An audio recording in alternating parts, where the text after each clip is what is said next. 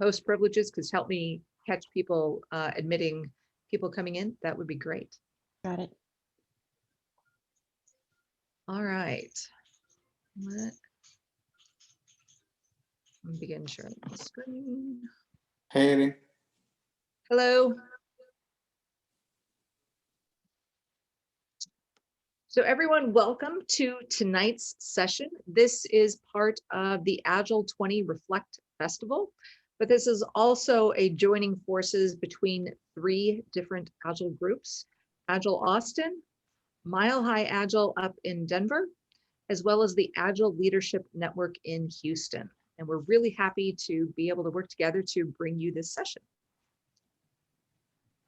This festival is made up entirely of volunteers, and it's been generously funded by the community as well as our sponsors. There's a link here if you wish to make a donation. There's a link here if you wish to make a donation, and all events adhere to the code of conduct and are open and safe. So, as I said, this is a conjunction of 3 different groups. And so I'm going to ask the Agile Leadership Network of Houston to step up and say a couple of words about themselves, and then we'll pass it over to Denver. Hi, thanks everyone. My name is Melissa Betts, and I am the president of the Agile Leadership Network of Houston. We're a decade plus professional networking group that hosts bi-monthly meetings on every first and third Thursday of the month.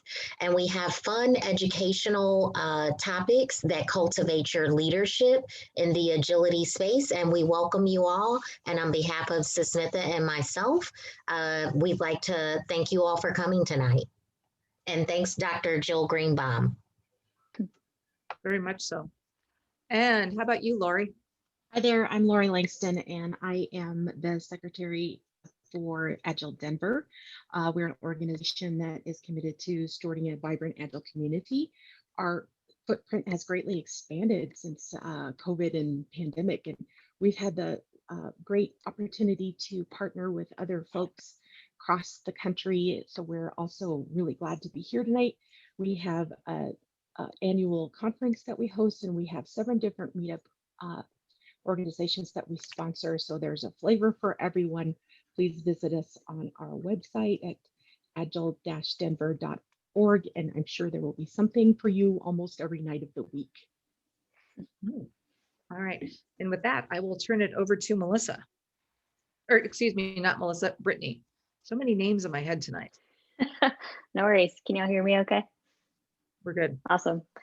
So yeah, my name is Brittany Durden. I'm based out of Austin. And so I'll give a little blurb on Agile Austin. So Agile Austin is a nonprofit focused on collaborative events. Just like Lori, Agile Austin, we have a flavor for every interest that you could imagine underneath the Agile umbrella, which is a really cool feature of the organization.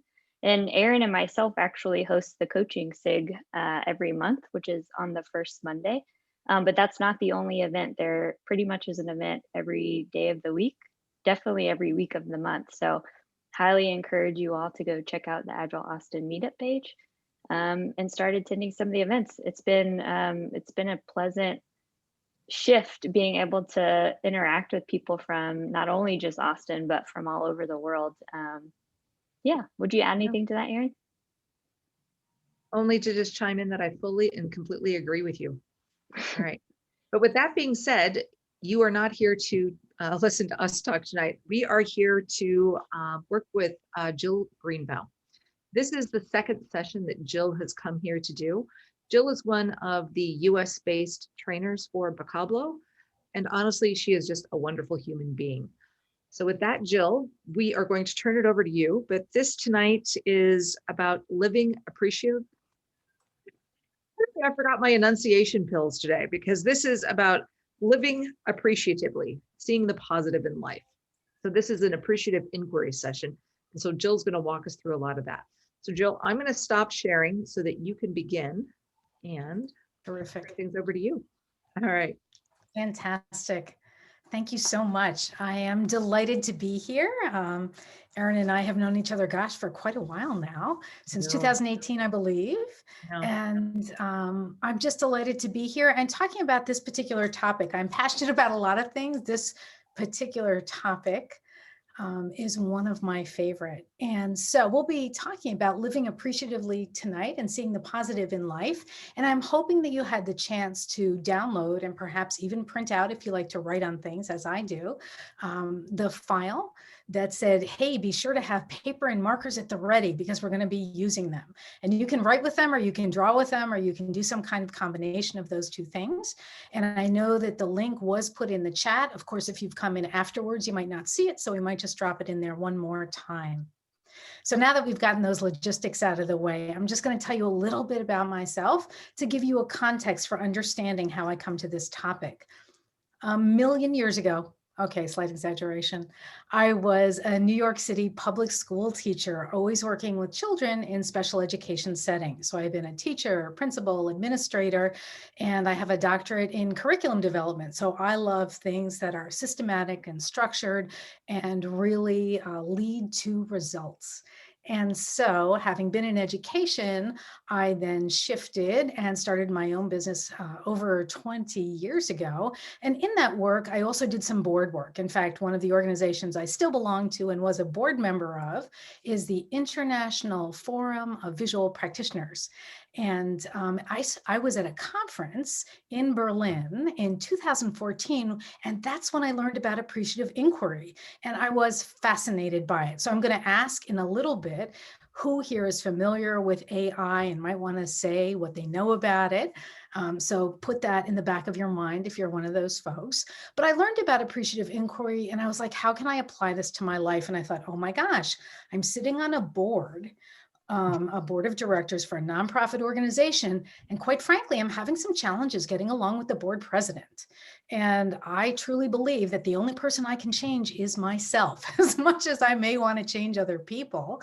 And so I thought, let me take this appreciative inquiry, philosophy, and approach to change to heart. And so that's how I really got into this. And so one of my favorite resources is a book called Dynamic Relationships. And the website, and I can add all this later on in a follow-up email if you like, but the website for it is www.dynamic-relationships.com. Don't go there now. But it's a great book because it takes this change philosophy and makes it very personal about interpersonal relationships and not just at the organizational, the corporate, or the societal level. And that's how I got into all of this. And so I am passionate about it. And so let's talk a little bit about what our agenda is for this evening during our time together. And then I'm going to ask you to engage in a brief activity.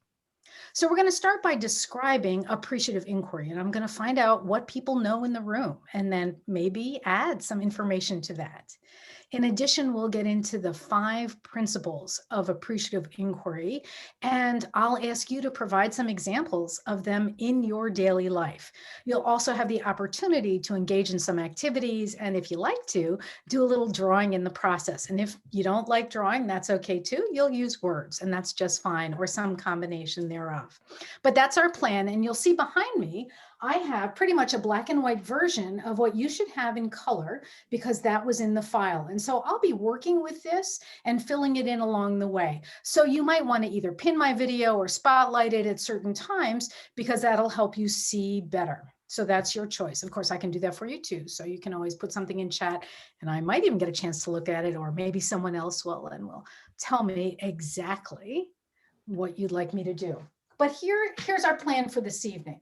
And so actually the way that I know Erin is through my work as a visual practitioner. So I love to draw and put words together and help people see what they mean and enhance communication. And so here's a template that I created that you have in a smaller format. I have in a larger format. And so here we are seeing the positive in life through appreciative inquiry. We're about to get into introductions. We'll then describe appreciative inquiry, as I mentioned to you, get into those appreciative inquiry principles, and then get into, lastly, some exercises and your insights about this process and how you can use it in your work immediately. I don't know about you, but I have found over time that I'm all about making actionable what I'm learning. So how can I take the theory and put it into practice as soon as possible? And so that will be our focus tonight. Okay, so that's our plan. And this is also a note-making device for you if you'd like it. So that's part of the reason that it's there. All right, so we're about to engage in our first activity, and it's a check-in question for you. And I think all of us at this point are coming towards the end of our day, whether it's the work day or even a little past that. And my question to you is, what is the best thing that's happened to you today? And I'd like you to take the next 2 or 3 minutes with a piece of paper and a marker to either jot down some notes about it or draw a picture. And I will tell you, I have an example just so you don't think like, oh my gosh, this has got to be a major piece of artwork in 3 minutes. I don't have those expectations. Here's my little example. And actually what I'm probably going to do is just spotlight myself for a moment. Although actually when I did that, I got somebody's I've phone. already got you pinned, Jill. Oh, super. pinned. Okay, so I'm not gonna, you Yeah, are don't worry. fabulous. All right, so here's my example of the best thing that happened to me today. I was actually the host on a meetup, the first one for Bicablo, which is the company for which I am a consultant here in the US. And I got to talk with the original designer of the Bicablo technique and share that with people around the world. There were over 200 people on the call, and it was totally amazing. And for me, that was the highlight of my day so far, because I'm here with you, and you may just beat this out. All right, so take the next 2 or 3 minutes and please use pencil, pen, marker, and paper, or Apple Pencil and tablet, whatever you like, and draw a picture or memorialize in some way the best thing that happened to you today. All right, so I'm going to give you 2 or 3 minutes on the clock. I will remain silent so you can focus on your work.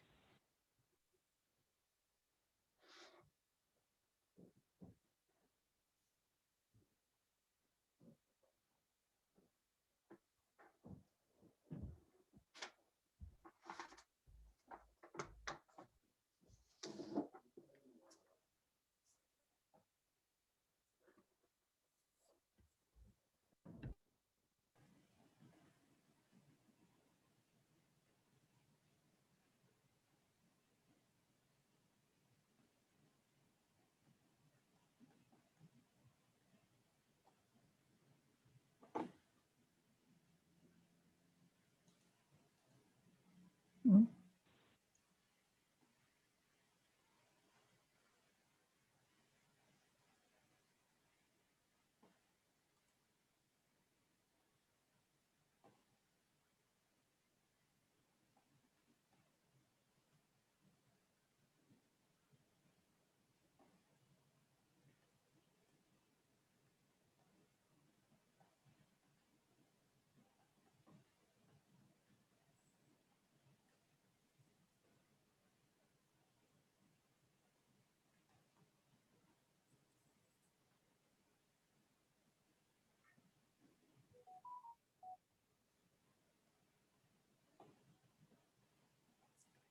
So you have about another minute.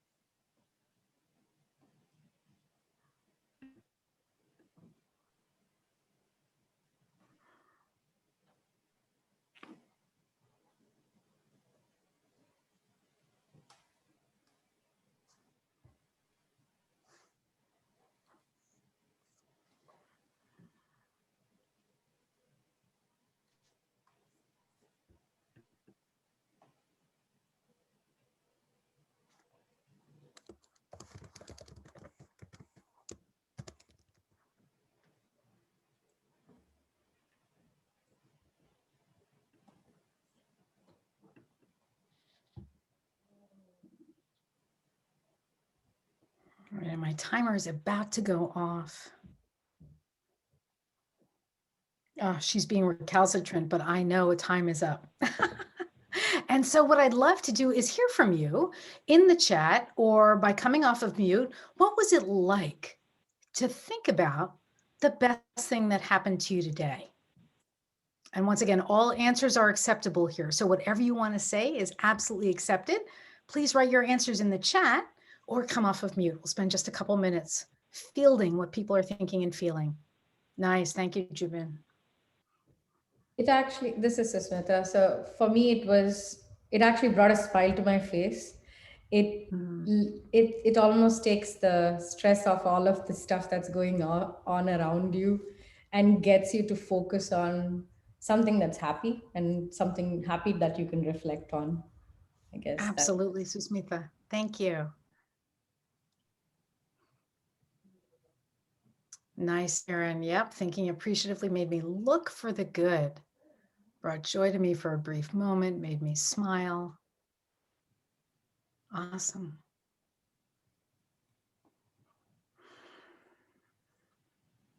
Excellent. So lots of new ideas in the chat. And so I will mention also at this point that at the end, I would imagine that we can save the chat. So if there are questions that you have that don't get answered because of the direction that we move at one time or another, please put them in the chat. And that way I should be able to scoop them up. And if you want an answer back personally, put in your email address. Otherwise I can answer them generically and then send the answers on to Erin to distribute.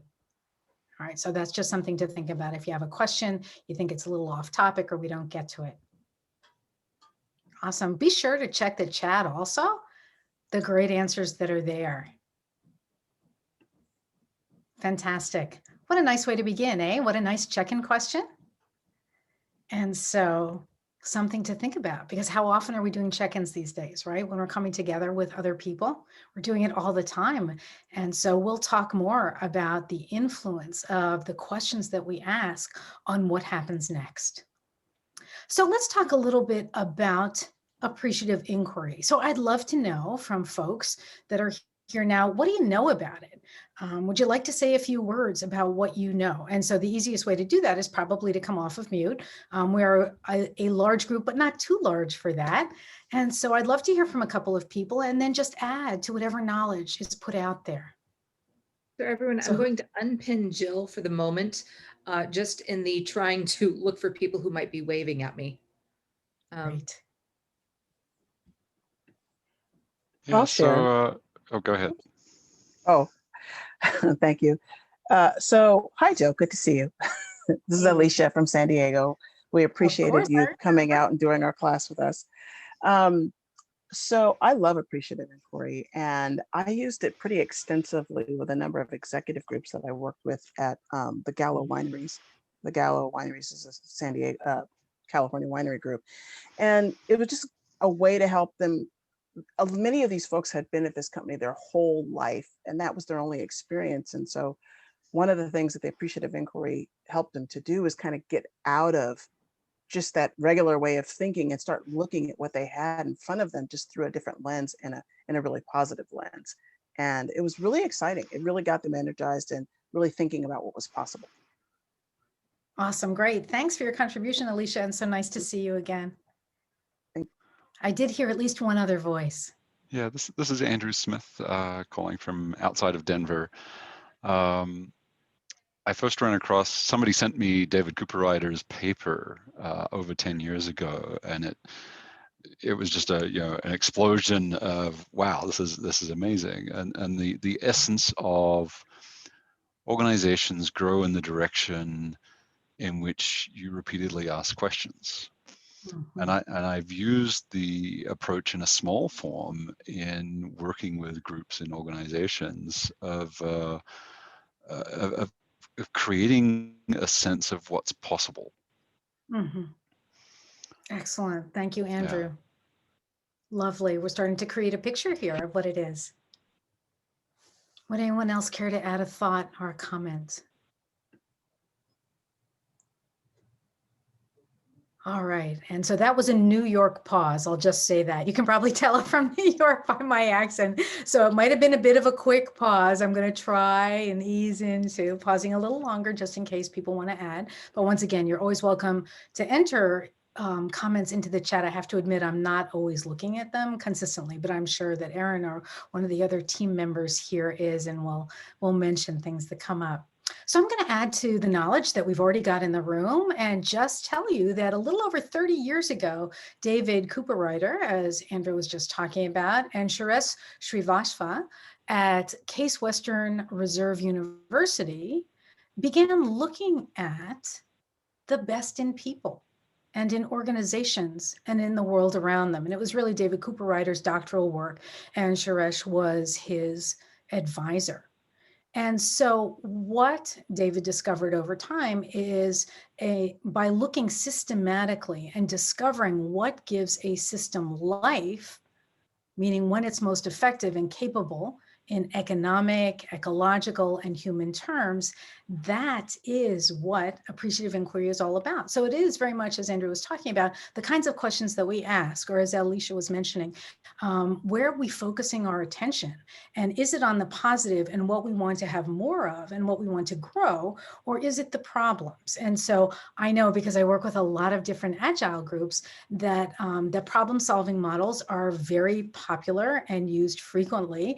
And so problem-solving models are change management models. This is a change management model that takes a different approach. And so I welcome your questions around that, because I think it can only deepen understanding. So let's get into it just a little more and talk about, picking up on the themes mentioned earlier, that when we pay attention to what's working, what's possible and hopeful, we start to feel good and become inspired to engage in change.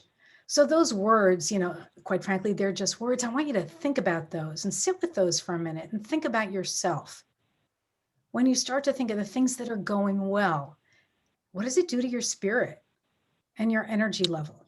Those are the kinds of things that we're talking about.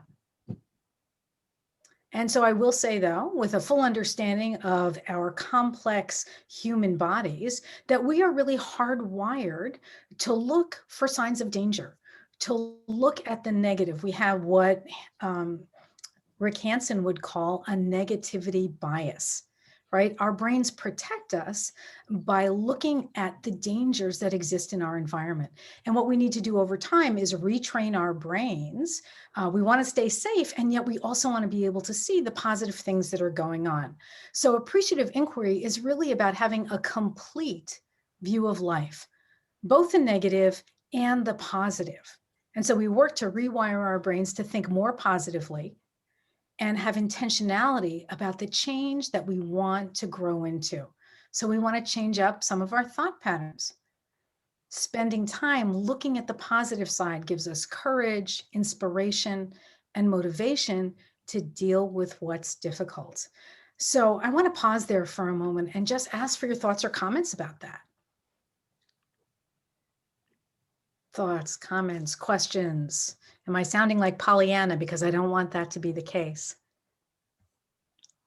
No, I don't. Please go ahead.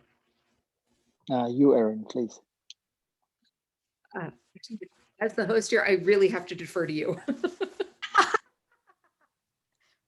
Okay.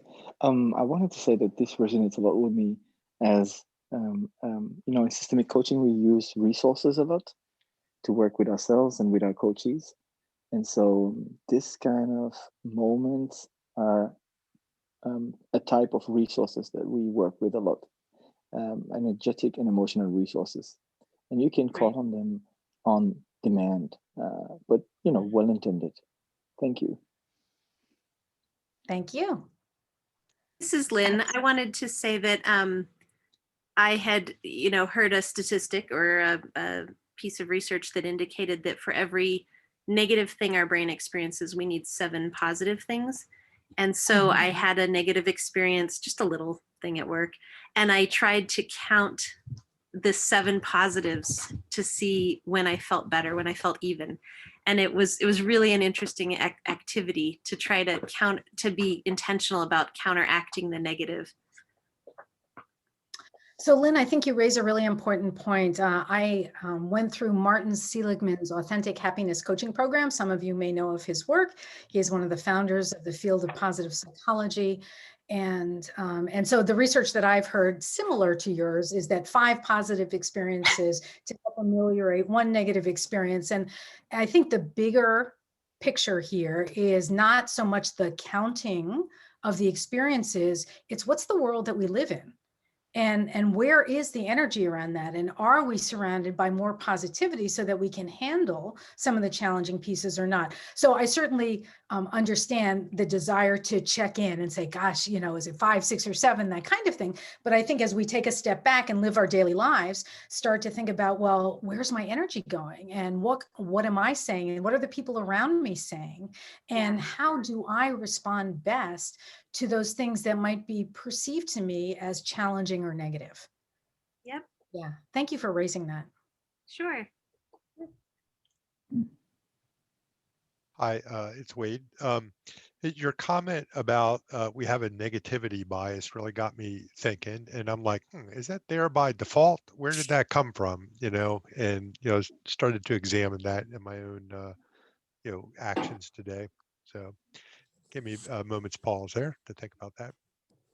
Absolutely, Wade. And it really is, it's built into our DNA to protect us. So while we, at this point here in the US, for the most part, are not faced with lions and tigers and that kind of danger, there are other kinds of, and so those other kinds of dangers is what our brain is protecting us against. And so it does keep us safe, and yet it can override looking at some of the positive things that are happening in our life and send us down a path.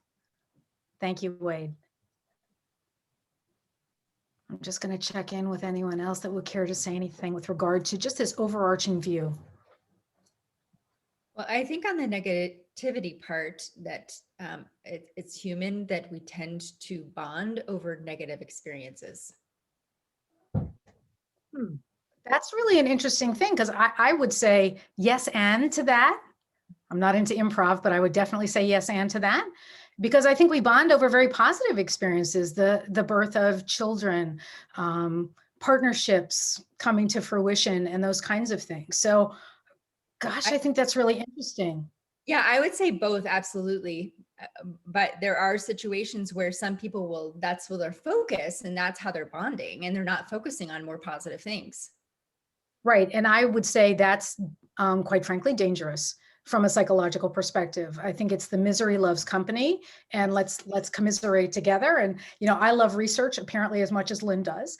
And so for me, what I know is, and probably to my daughter's chagrin, because I would say this to her when she was in high school, you have 7 minutes to complain about today. Yeah. And after that, we're done. Because after that, it's ruminating, it's marinating, it's not moving forward. So absolutely vent, because that's important. Get it out of your system, and then find out how you're going to move forward. Yeah, absolutely. Great. Thank you for that, Sherry. Yeah, just all one, right. So, one tiny thing. I love that appreciative inquiry. You know, I love what you said at the beginning. It helps us to focus the full, well-rounded picture, but it feels like it's building resilience in, because you're going to look for the good. You're already kind of gearing yourself to look for that, then it's easy to aim for that rather than, you know, let's have a great big pity party. Yeah. Right. Absolutely. Tell you. Terrific. And so I'm just going to refer back to the template that you have that I have here on the wall. And so one of the things you might have done, although if you drew, I would totally love it if you held up your pictures, but perhaps you drew and wrote words or just wrote words, but you could also just put in on this blank here, this blank space, the best thing that happened to you today, just as a quick reminder for you. I think Sherry from Denver is holding up, hold it up again, Sherry. She was holding up what she drew. Sherry, unfortunately, your background is writing over it, so we can't see it. Oh, good. Melissa's holding up something. I can see Cindy. Yep. I feel like I'm on Romper Room. Wasn't that it? Yeah, it's like they would see you through the mirror. Yeah. Right. Nice. Andrew, James, Kenneth, super. Kale. Did I pronounce that correctly? Kale? Yeah? I get the Romper Room reference. I might be the only one in there. Sherry, there we go. Sherry, good. Nice. I know I date myself sometimes, frequently, probably. Excellent. Oh, nice, Lakshmi. Thanks. Super. Well, we're going to move now into talking about some of those principles. And those are the 5 principles of change philosophy. And so appreciative inquiry is really a paradigm or a way of seeing the world that invites us to attend to the positive dynamics in our relationships, our work, in our community. And so living appreciative inquiry, not just having it out there philosophically, not just practicing it when we're at work, but living it requires enhancing our awareness through cycles of reflection and action. And so this is a very engaged process. So let's start with one of, and I'm going to fill this in also on the chart as we go. The first of the 5 principles that we're going to talk about is called the constructionist principle.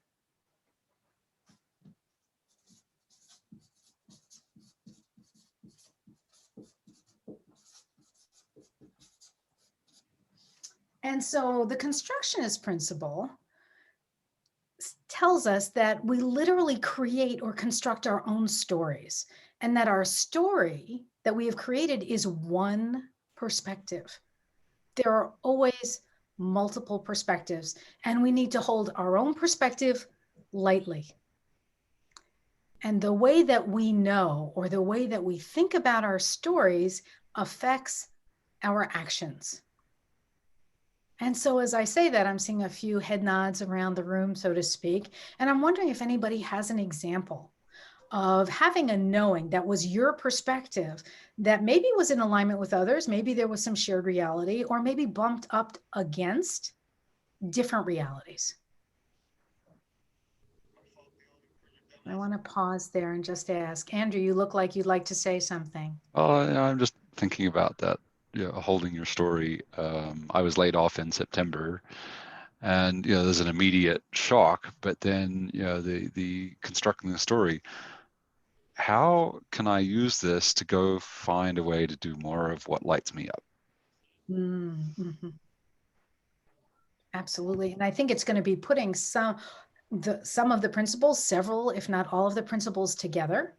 Yeah. Right? Because you certainly have a perspective on what happens to you, and that is the story that you're telling. And the question is there another story? And what is the story you want to be telling? Right. And so, so that was the story I gravitated towards is, there's an opportunity here. Awesome. Thank you. I wanted to build on that, what Andrew said. So last year I had an opportunity to, join this organization. I'm still with them. And my excitement was to partner with the coach that hired me. And I thought, well, we're going to do great things together. And I joined the organization, and in 3 months, she left the organization. So now all of coaching came on me, which I wasn't prepared for. Mm-hmm. And I was honestly overwhelmed. But, she said, well, that's the story you're hearing in your head, right? Mm-hmm. So what I will ask you is, what are you going to do with this opportunity? How are you going to move forward? What are the outcomes you're going to work towards? And who are you going to partner with? And that changed the voice in my head. And I was like, well, yeah, I can totally do this. I was going to partner with her, but, I'm just going to need more help, and I'm going to have to be transparent.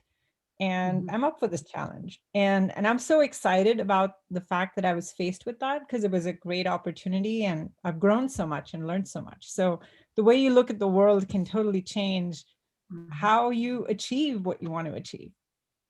Absolutely. Thank you, Lakshmi. What a great story. And I think one of the things to also recognize about this is that this is not a matter of glossing over the difficult things that are happening, right? It is talking about what is, and perhaps mourning the loss. I mean, perhaps there was a feeling of loss. I don't know, and I don't want to put that on your story, but perhaps there was some feelings of loss around, wow, I imagined it to be like this, and now it's actually like that. And so taking the time to feel that, to mourn, to grieve, and then to say, okay, what are the opportunities here? Yeah, great example. Thank you. I think that this COVID era is a really good example of how people have pivoted and really sought out opportunities. So watching companies pivot and the way they work, activities that I would not normally have the time to do, I now have time to do. Being able to get outside and enjoy outside in different ways, where I would normally be doing hiking or climbing or something. I have opportunities to maybe paint a mural or something, and I would not normally give myself time to do something like that. So COVID in many ways has been a blessing for me. And I mean, there have been people near and dear to my heart that have been very affected by COVID. But for me, in many ways, it's actually been a very good thing. Right. So Sherry, what you're talking about is the ability to see both the positive and the negative, as we were talking about before, what is perceived as the negative, right? Yeah, thank you. And so once again, I also welcome the questions that you have about this, or some of the challenges that you face in thinking this through, because it's wonderful to hear the stories that really reinforce the things I'm saying, but I also want it to be a place in which you feel you can say, like, I'm not really getting that, or I really see it differently, and that's okay too. All right. All right, we're going to move on to the second of the 5 principles, and that's called the poetic principle.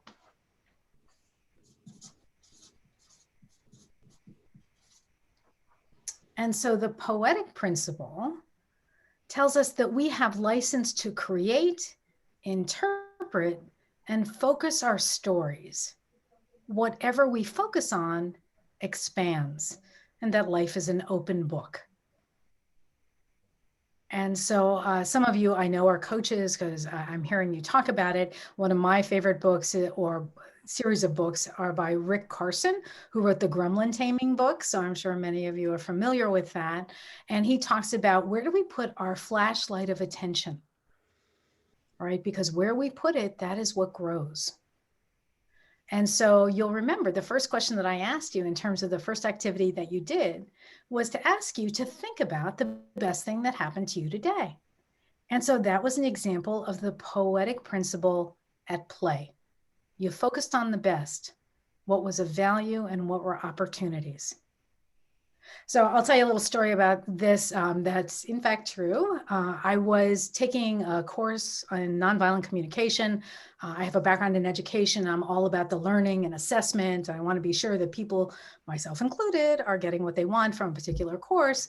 And I was a little concerned about that. So I volunteered some time to sit in with a group that was taking a look at how the course we were in was actually working. And the first meeting that I went to, and I was new to the group, everybody else knew each other, but the check-in question was, what's preventing you from being present at this meeting? And I thought, oh no, because that is a question that gets in my way of being present and feeling good about being here. And so I thought, man, this is going to be tough. Now, it would be one thing if the question were, what's getting in the way of you being here? What are you coming in with? And how will you overcome that? How will you put that behind you? What can we do to help you? That would be a completely different place.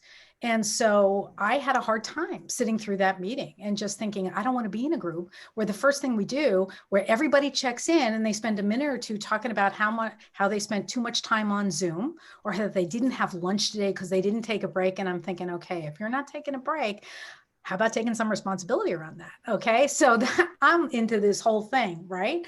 And so really it was the poetic principle at play. Where do we put our attention? So I'm wondering if anyone else has an example, perhaps a good one, or perhaps a non-example like I just gave you.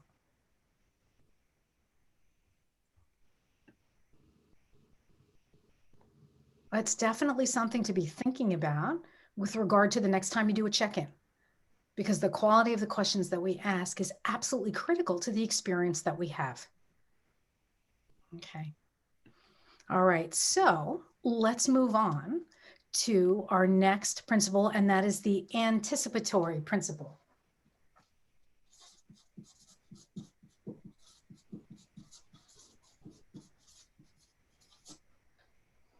And so the anticipatory principle says that we live into the futures that we imagine. We can deliberately change the future by visualizing what we want and moving in the direction of the images that we hold.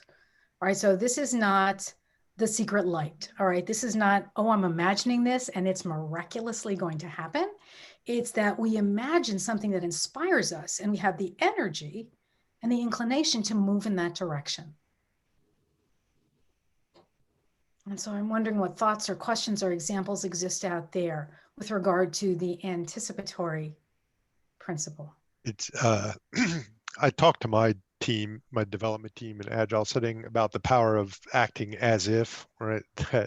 Because oftentimes, I'll talk about a timeline or feature set that we need to get out there, and it'll come up like that's impossible. And well, I'll talk about, well, let's act as if it's not, and then oftentimes we'll manage to pull that thing off. Mhm. Terrific. Great example. Thank you, Wade. Who has another example? This is Lori. So for me, I think it's a lot of goal setting and visualizing what something looks like. How are we going to know that we've accomplished what we said we were going to do? What is it going to look like? How is it going to manifest itself? How are we going to know that what we said we were going to do actually happened? Absolutely. Terrific. Yeah, it's a great meeting focuser. What does success look like for us today? Raina Brown uses the phrase, "What does painted done look like?" With developers, I'll use the phrase, let's reverse engineer that outcome. I also like the future perspective, where you do a future imagined and then you discuss what characteristics and principles and things you executed in order to get that outcome. Absolutely, Melissa. Yeah, it makes me think of coaching that I did years ago, where the final session with my coach was about my future self talking, right? Yeah, absolutely. Yeah, that resonates with me a lot.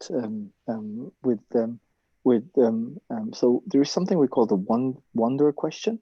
So to get yourself out of a problem trance, out of a endless spiral of, like you say, ruminating and staying stuck in a stuck state, one of the mechanisms that people use is this wonder question, assuming a wonder happened. It's just bypass and hack everything that is standing between you and your future self. What will you be doing tomorrow morning when you wake up and the wonder happened?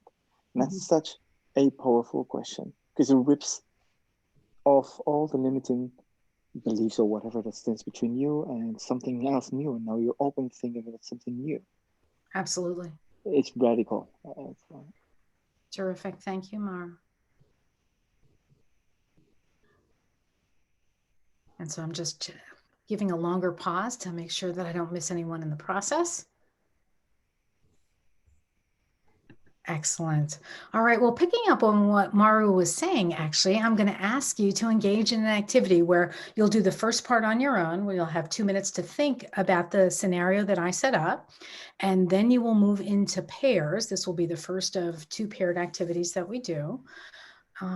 So let me set the stage for you. And it's this, thinking of the anticipatory principle. I want you to think about your day tomorrow and pick one word that best captures the way you want to feel. And so you might want to feel happy, in control, that's 2 words, sorry. Safe, calm, excited, alive, successful, powerful, kind, compassionate. I'm going to stop and let you think of how you want to feel and pick a word. So I'll give you a minute and then I'll continue with the setup.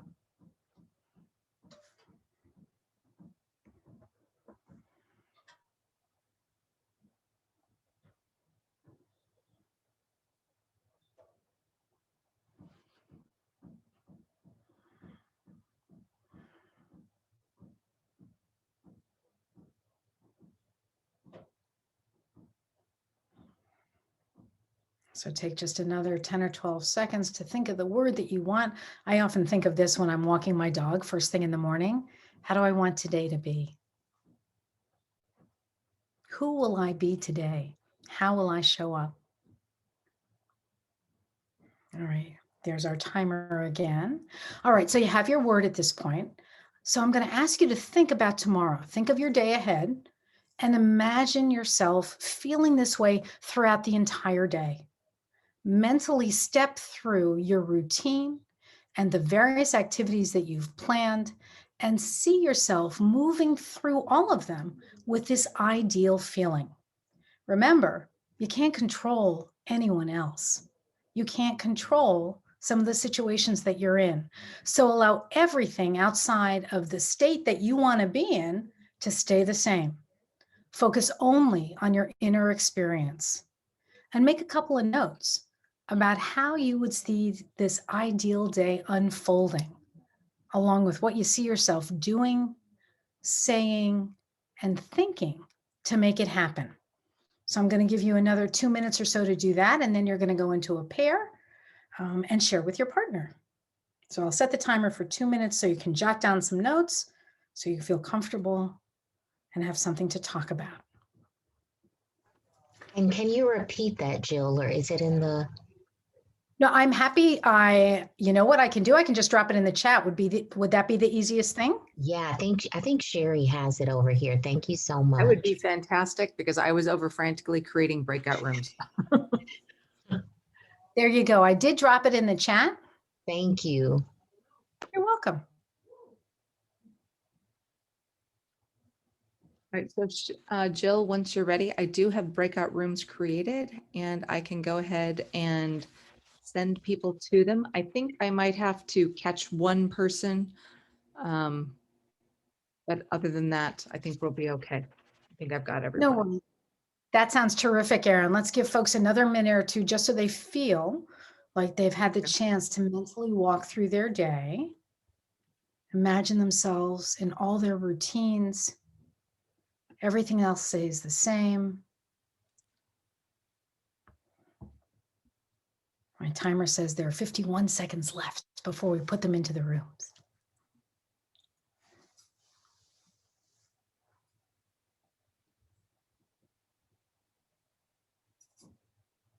All right, some of you are going to go into breakout rooms and then you'll be dropping. So if you do wind up in a breakout room by yourself, would you please flag me and I will try to send someone else your way.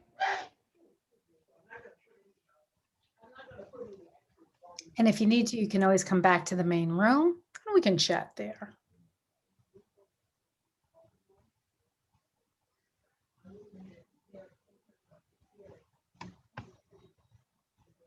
All right, so we are about at the end of our 2 minutes. So you will be in breakout rooms for 10 minutes and we'll send a message. Oh, there's our timer speaking up. We'll send a message about halfway through just so you know to change speakers. So one person will speak, another will listen, and then you'll change roles as you talk about your day tomorrow.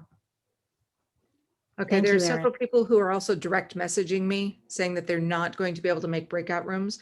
So if you wind up by yourself, please tag me and I will send someone else your way. All right. Thank you. All right, they're opening now. Terrific.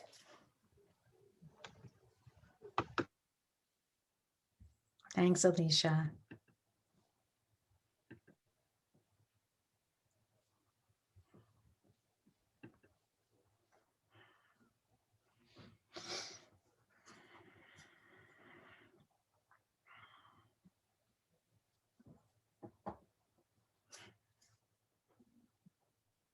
Okay.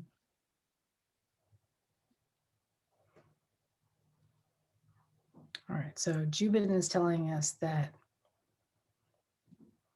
Yeah, hold on. I'm sending him to room 3. Yeah, I think he's going to drop, he said. Yeah. I'm going to drop as well, so thank you. Thank you. Thank you. I'm going to move.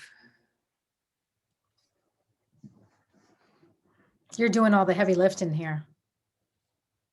And I got this flurry of messages from people saying, oh, I can't. This many breakout rooms, right? Sorry, decided to come back here because I was the only one in the breakout room, and I couldn't ping you, Aaron. I guess Aaron just left.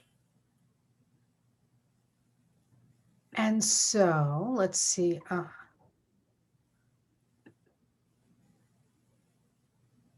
Okay, yeah, and I think I don't have the capacity to pop you in a room. Are you guys back here because you want to be sent to a different breakout room? Yeah, Amul was by himself. I mean, I don't mind talking to myself, but it'd be a little weird. I just play music. Same here. I didn't have anybody join on mine. Maybe Amul and myself can be in another. Absolutely. Could we just share here? There's not very many of us. Yeah. You know what we could probably, there are extra breakout rooms, but we could certainly. What would you rather do? Breakout room, because I got popped into one. So. Oh yeah, I've been moving people here on this side. Or were we gonna take Sammy's lead and just stay here and just chat? Sammy, did you reappear here? I came back here. Yeah, I was in 10 by myself. Okay. Would you like to go back to 10 with Amal? Sure. Okay. Heading there now. Okay. Amal, let me see if I can send you to a breakout room from here, but apparently I can't. Hold on.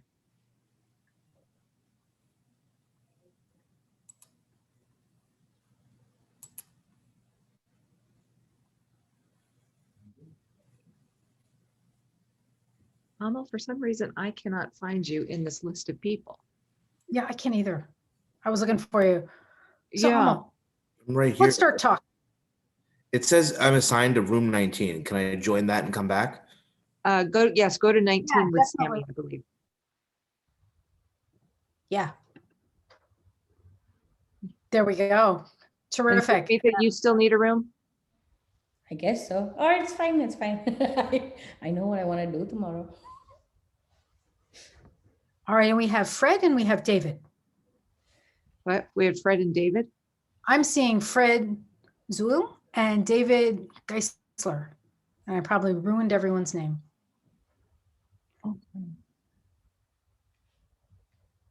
But I'm not hearing from them, so maybe they have stepped away briefly. So Suthmitha, tell us about your day tomorrow. What's your word? How do you see yourself? Accomplished. I want to feel accomplished.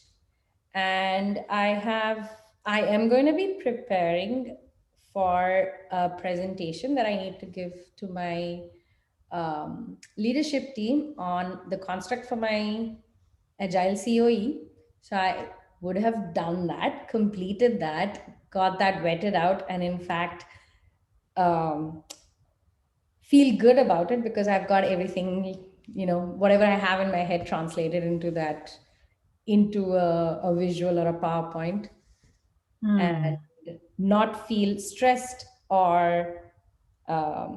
and feel more satisfied about myself at the end of the day. So we're heading into the weekend. I don't have anything to think about. All set and done. Fantastic. Sounds like a great day. All right, so I'm just going to, because the timer is about to go off, so maybe we'll just send a broadcast message. Either I can do it or you can, Erin, whatever you like, to just let people know. Okay, great. For about 5 minutes, so they should think about switching. Yes, exactly. You got it. All right, I'm going to set this again. And then ask both Fred and David if you would care to contribute. If you're there, we're happy to listen to what you're imagining for your day tomorrow. Or Erin, have you had a second to thought, or are you just feeling like, oh man, I'm just handling all of this? No, okay, got it. All right, so yeah, 25 breakout rooms is a lot. And especially there are people going, oh, I can't go in. And so trying to peel them out and get them repopulated. Totally get it. I have a completely new empathy for people who do Zoom production on a major scale. Yes, I hear you.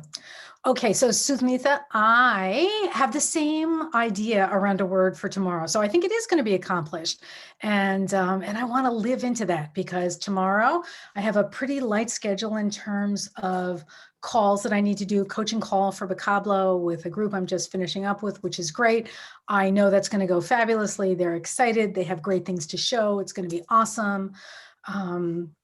And that's going to be great. And yet what I'm going to be consumed with all day long and absolutely want to feel accomplished with is I'm finishing up my Appreciative Inquiry Facilitator certification.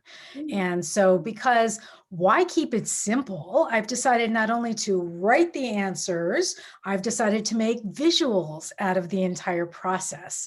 And so, so I have been working on it diligently, and tomorrow's going to be the day that it all comes together, and that I have everything done, and that I can take just one last look at it, maybe two, over the weekend. But I'm going to feel like it's all together, and I'm going to feel great about it. And that's going to be such a wonderful sense of completion. I can't wait.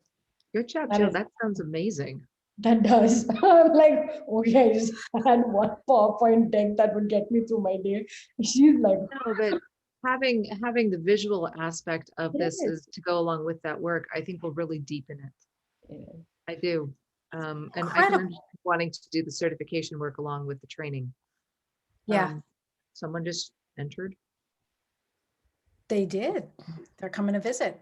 Yeah, you know, Erin, you know me pretty well at this point. We've had a lot of conversations and spent a lot of time together. So my reality is, you know, one of my strengths, if we're looking at the work of Martin Seligman and Authentic Happiness and taking the VIA Signature Strength Survey free online at his site, just as saying, but one of my strengths is creativity.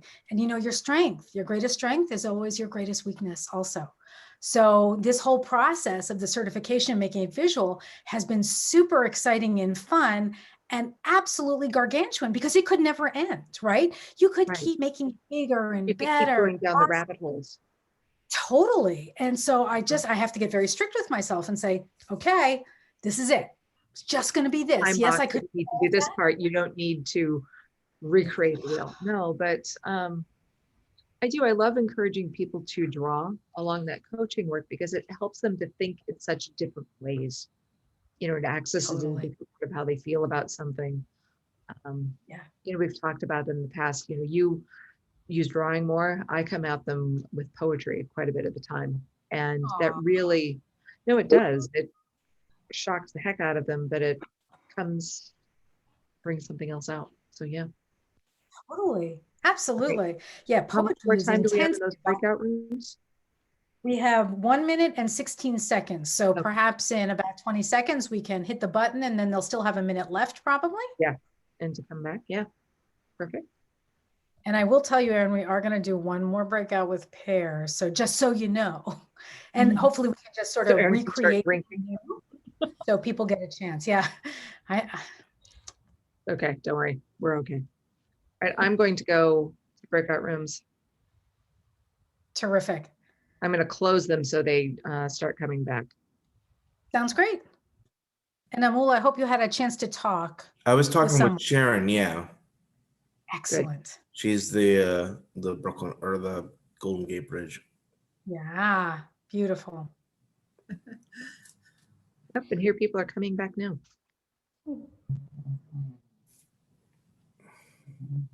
Fantastic. We'll wait till everyone is back. And I have a couple of questions about what that was like, as you can imagine.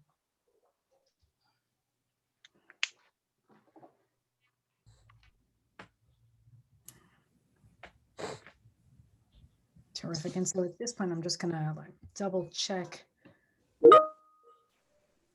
Yeah, oops, there's my timer speaking to us again. So I think we have a few folks to come back. I think, well, I think we've got a few more still waiting to come back. I sure Yeah, hope so. okay, because I now the saw- numbers are like, looking right. Did I Okay, scare because I them know all? we had some people that had to drop, but I think you've got everyone back now. Fantastic. Thank you. So I want to check in with all of you. And once again, you're welcome to answer in the chat or to come off of mute. But I want to hear from you about what did you learn from doing this visualization exercise? As you reflected on your vision, what did you notice yourself doing to create your ideal day?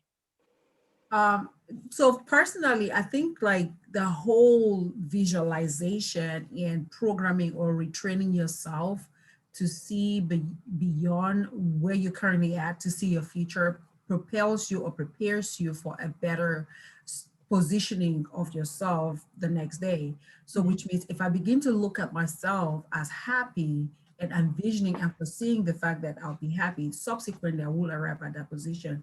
Or if I'm, because our thoughts subsequently becomes things.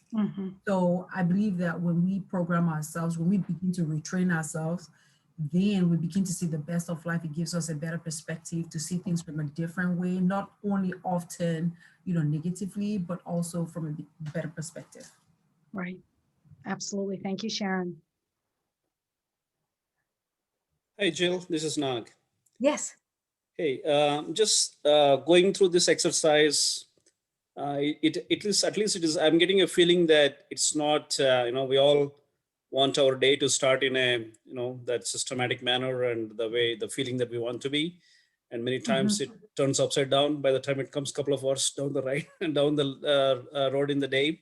But if we put an intent into that particular feeling, and if we have some plans around what could happen and what I can do whenever there's some interruption comes, where you're feeling that losing of the balance out of the feeling that you want to continue throughout the day. But if we can put that intent, and if we have a couple of plans around what could happen and what I can do, then I think that it's still possible to continue that feeling throughout the day. Terrific. Absolutely. I'm in agreement, which doesn't mean it's always easy, but we definitely having that intention, it starts us off on the right foot. What are some other thoughts? And once again, if you had challenges around this, envisioning it, sharing it with a partner, having doubts, all of that is worth talking about also. Yeah, good evening, everyone. I wrote down the word excited, and it was just writing a word. I didn't feel anything towards it, but as I was visualizing, the word became, it took over, and I actually was feeling excited, the anticipation of what was going to happen that day. And it was about getting together with family who is also in lockdown. So yeah, but you talked about expansion, and that's what I was feeling, was this expansion of excitement. Terrific. Thanks, James. For me, there was a, oh, go ahead. Go ahead. No, go ahead. For me, there was a experience of, being able to troubleshoot something in the past. This didn't work. How could I have done it better? But to be able to do it forward. And so that way, when I get to that point tomorrow, I can say, oh, I've been here before. I've thought through this. I've experienced it already. Here's how I can handle it. Not that I will always handle it better, but an opportunity to do so. Sorry, Diane. That's okay. Thanks, thank you to my partner, because I wasn't really sure what we were doing, and he really helped me through that. So thank you, Kenneth Roberts. Because I didn't even have a word. I was like, what? And so, Diane, once again, you're welcome to decline, but I'm wondering, not just for Diane, but for everyone on the call, was it easy to think of a word? Was it challenging? Did you come up with a couple of different ones and then decide on one? I had to really I would like to go. This is Anita, and my partner was James. So when he shared his word, I was like, oh, I did not think of connecting it to something personal, which will excite me to look forward to a different plan for the day, So I was like, because I was so focused on how did I wrap my day today? What can I do tomorrow to wrap up my working day and just call it a weekend and not have to open my work laptop at all for the whole weekend. So I think I was so caught up in work and all that it kind of made me like listening to James share his word and his excitement. It kind of made me like, okay, pause, and there are other things to reflect instead of allowing this one aspect to kind of take over your entire focus. So it's sounding like it broadened your focus, Anika. I would say, yeah, it kind of tapped on broadening that area a little bit more than where it was concentrated at. Okay, terrific. And I'm just going to circle back and just go ahead, Eric. Go right ahead. I was just going to say, because like I had a hard time thinking of a word as well. But like I think it was James that said, you know, like the word that came to mind was excited, but it wasn't really even like I didn't even see it as how I wanted my day to go. It's just for me, like I was telling Andrew, who's my partner, is like it's how I want to feel that I haven't felt in a long time at work and stuff. And so like I was trying to think of like, at that point, same for me is like once I thought about it, then I started thinking about, it started like actually becoming the word and everything, because like, just starting to think of like other ways on how I could actually try to be excited throughout my day tomorrow. Not, like looking forward to the weekend, looking forward to Valentine's Days on Sunday. So, spending it with my wife. And actually, I was telling Andrew too, the picture that I drew, it's like a horrible drawing of a corgi, right? It's adorable. Come on. That's what I said. My wife's listening in the background. But we've recently tried to look for a dog because I've been without a dog for the longest time in my life and everything, and we're ready for a new dog. And we got a text today from the lady who says, do you want a boy or a girl? And I'm like, so that's like, that tells, that got me excited just today thinking about it. It's like, I might be able to finally bring home a dog and have a dog to play with finally. And so it's like, then I started thinking about how I could be excited throughout the day, and started thinking about other things like being more open and like sharing that with my team members. Like I try to, like trying to be open about what I'm looking forward, what I have to look forward to, which maybe can also in turn I was seeing could possibly spread the excitement and then, bring it back. I don't know. I'm ranting. Sorry. It's okay. And so I'm appreciating the fact that you're talking about taking what feels initially in your description to me, you can correct me if I'm wrong, a more generic feeling like I want to feel more excited, but then taking the time to think about, well, what does my day actually look like from the time I get up in the morning to eating breakfast to my first call or my appointment or the project that I'm working on, and how do I live into that? What are the possibilities? And so making it more abstract, going from the abstract to the more concrete. No, you've got it right on. Okay. Thanks, Eric.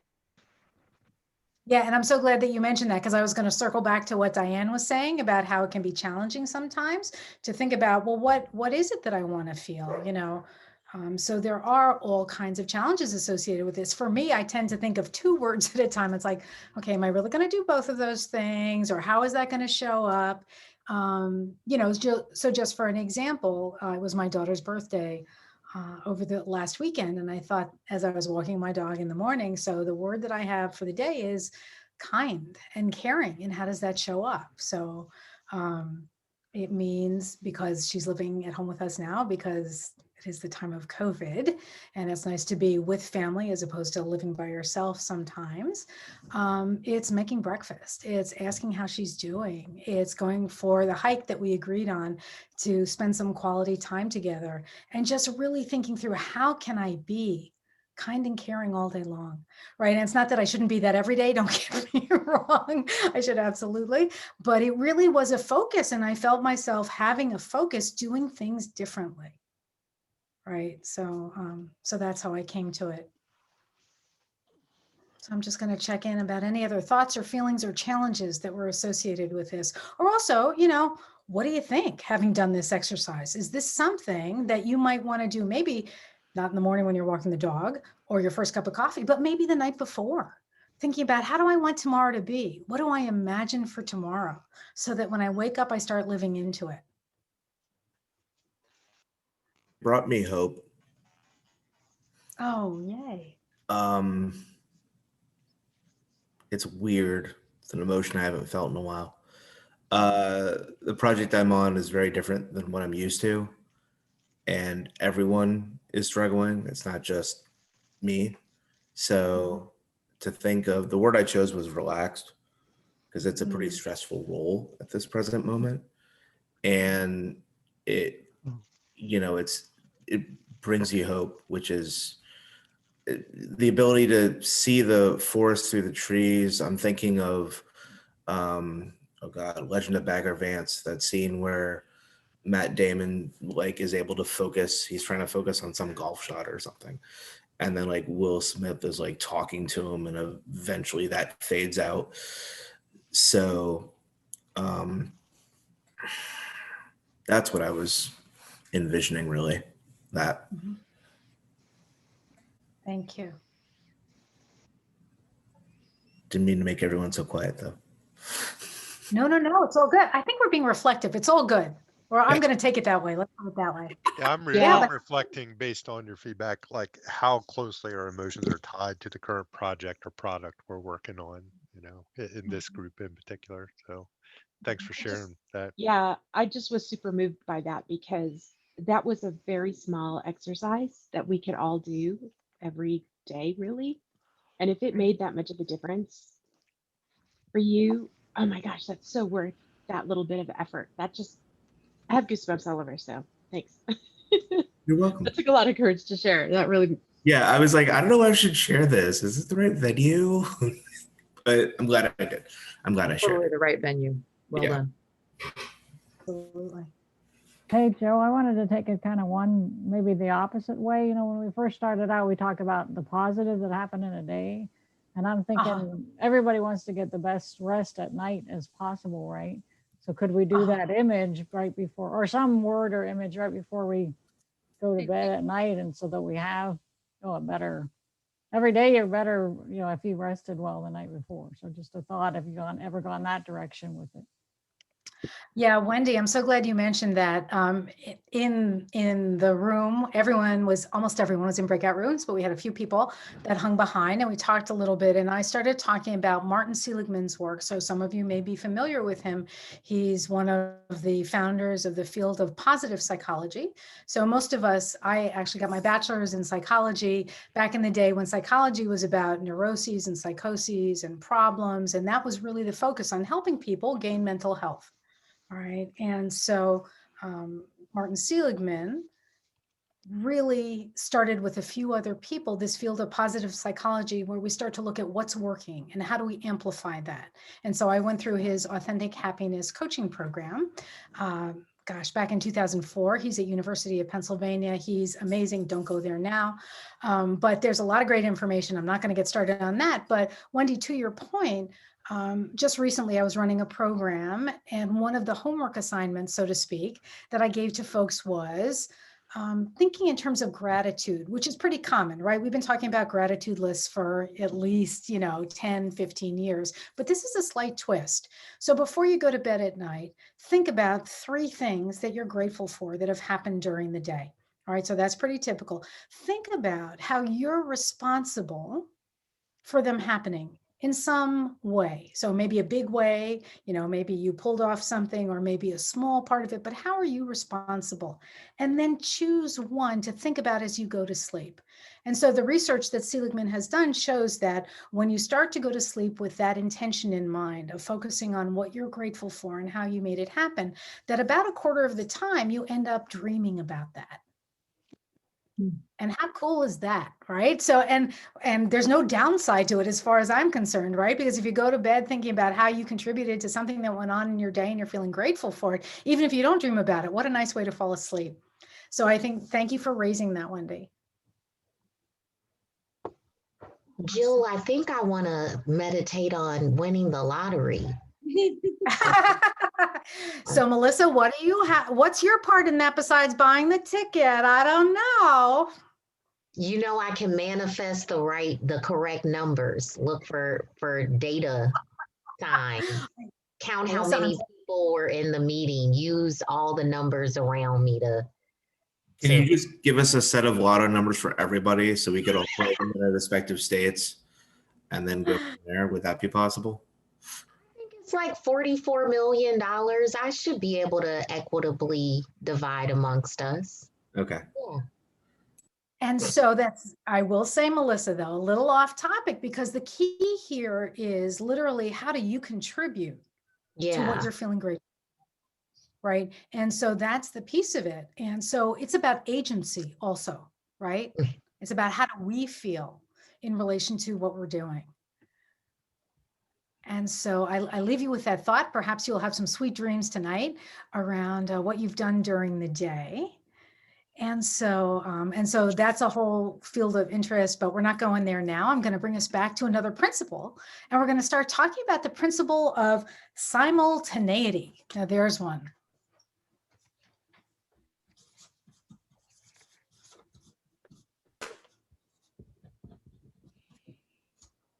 So the principle of simultaneity tells us that the moment we ask about something, we simultaneously begin to move towards it. So the story that I told you about the beginning of the meeting where, what's preventing you from being here? It's like everybody moved in that direction. I'm tired, I'm hungry, I'm this, I'm that, and the other thing. All right. So the reality is the questions that we ask are powerful tools for change. Change happens the moment you ask the question. And so I'm going to ask you to reflect for a moment, and perhaps we can hear 2 or 3 different examples. And the reflection is on, have you ever noticed that the conversation often goes in the direction of the first question that is asked? So I did give you one example. I'm wondering if folks have other examples. You can think of being in a meeting, or maybe coming out of a movie, or you watch something on Netflix with a family member, friend, your partner, whoever it is. And the first person who says something like, what'd you think of the casting? And there's that tone of voice there, right? And you're going, oh, she didn't like the casting, so I'm going to go that route and start to talk about how I felt about it. Or maybe you're feeling contrary and you're going to go the other way. But have you ever noticed whoever speaks first really makes an impact? Who's got some examples? So I call that the halo effect, where sometimes the person with maybe the person that knows the most about the topic, or has a lot of influence, or is an extrovert and likes to speak on behalf of others, if they share their thoughts, then everyone else sort of doesn't share, or maybe they'll agree with them. And I think it's hard, because I especially do this with teams where I know most of the team members are shy, and there's one person that's an extrovert. And if we're trying to do a discovery exercise, I'll coach the person that's an extrovert and be like, why don't we wait to hear everyone else's viewpoint before you chime in? Because I want to encourage everyone else to speak up. So that's something that I watch out for with teams. Yeah, group dynamics are really important. And I'm a huge fan of using some kind of behavioral or communication styles inventory to help people become aware of who they are in the group, not just who they are in general, but who they are in that particular group. And I tend to be, I'm sure no surprise to you at this point, rather extroverted and happen to talk a lot. When I'm in groups, I really sit back, because I want to see what's going on in the group. I want to understand the power dynamics. We're talking race, age, gender, sexual orientation. We're talking about all of it. And I think those are critical pieces, and helping people get to a point where they can be aware of that and use that wisely is important. And we as facilitators need to be so tuned into that. Thank you, Lakshmi. I think to your point about speaking up, or the first person who speaks, it sets the tone. Yes. And I found myself in situations where I too will choose not to speak, because I'm like, oh boy, this might be some waters that I don't want to tread. Or it also is like, oh gosh, this person's really smart. I don't know as much as they know, so therefore I'm not going to show that I don't know as much. So I might hold back there as well. So it is, and it may not even just necessarily be like a dominant person who brings something up, but just that whatever's out of the gate first, it truly sets the tone. That's why Sherry, Sherry, it's so important, as I find as a Scrum Master, I can help set the tone in meetings by making sure that I establish some ground rules, or, refocus the group on what the goal is for that gathering, right? So it's very useful to focus that way. Yeah, that's Absolutely. great. Yeah. What are some of your redirect type of techniques? Or is it just simply like, hey guys, we're here to talk about this? Just, acknowledging, yes, sometimes we've been dealing with some difficult things, but we're here to focus on the goal of X or the greater goal. We want to focus on bringing value to the customer. So this is the value that the customers have asked for. How can we get that to them, right? Trying to focus not instead of, I know a lot of teams do this. They tend to focus on their little piece instead of the larger whole. And sometimes helping them take a step back and look at the larger whole and what the whole company is driving forward can help set the better context. Absolutely. And I'd also suggest as a resource, and some of you may know this, but one of my favorite resources, I was just talking about it earlier today, is called A Leader in Every Chair by Christina Baldwin and Ann Linnea. And so for me as a facilitator, I try and have the group be responsible for itself, as opposed to me being the one responsible for what they're thinking and how they're thinking. What have we agreed upon? What are our agreements coming in? How are we working with those agreements? When do we need to take a pause? Very typical for that particular, the circle way model that I'm talking about. And so I'm all about helping groups take responsibility for themselves, right? And that doesn't mean that we don't have some difficult conversations in the process. Right. And also some celebratory ones, which I think we tend to just sort of move right past, right? Oh, we did a good job. Great. We're on to the next thing. Yeah. I've adopted my style of facilitating to avoid being sarcastic, especially in the first few sentences, because it will really set a sarcastic tone. For the whole group will pick up that, and it's hard to get that back, even if you didn't intend it. Absolutely. And I think the other piece, and then we'll move on to the next, but thank you for raising it, Wade, is the piece about being transparent, because we're human and we're going to make mistakes along the way. And then just saying, you know what, I could have phrased that differently, or we could have moved in another direction, and having, quite frankly, the self-awareness to be able to do that, to help others do the same thing. Let us move on to our last principle, and that is the positive principle.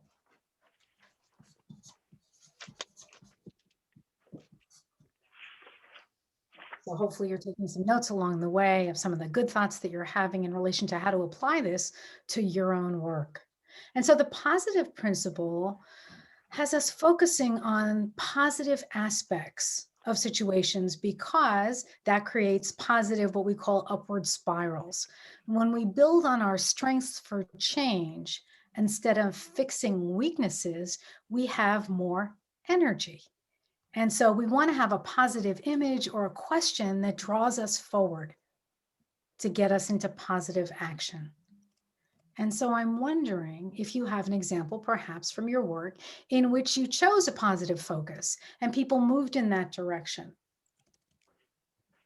There's one I've used that is out of a toolkit called the Liberating Structures, and the structure is called 15% Solutions. What if you didn't have to solve the problem? What one small thing could you do that would move this forward? Absolutely. And that, I love what the words you just used there. It creates a pull. Mm-hmm. Yeah. It's exciting. It pulls us forward. Thank you, Andrew. Wondering who has a thought, an experience to share, a positive question or an image that pulled your team forward or pulled you forward in the creation of a project. How do you tap into people's strengths and talents?